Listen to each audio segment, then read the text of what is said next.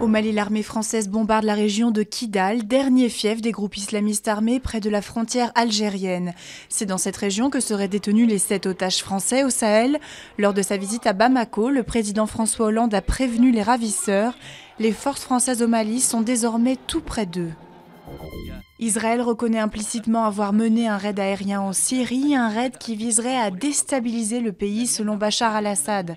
Pour la première fois, l'opposition syrienne a rencontré les 2 principaux alliés de Damas, la Russie et l'Iran, 2 pays qui saluent la volonté de la coalition de mener un dialogue avec le régime. En Espagne, le chef de l'opposition socialiste demande la démission du Premier ministre depuis l'apparition de son nom dans un scandale de corruption. Pour Rubalcaba, Rajoy doit abandonner la présidence du gouvernement sans toutefois demander expressément des élections anticipées. Rajoy, lui, nie avoir reçu de l'argent en noir et exclut de démissionner.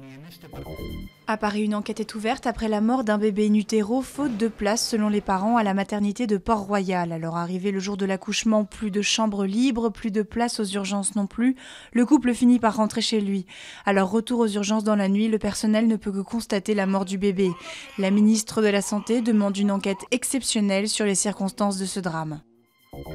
La rétrospective consacrée au peintre américain Edward Hopper ferme ses portes au Grand Palais à Paris. La barre des 750 000 visiteurs devrait être atteinte pour cette exposition ouverte depuis octobre.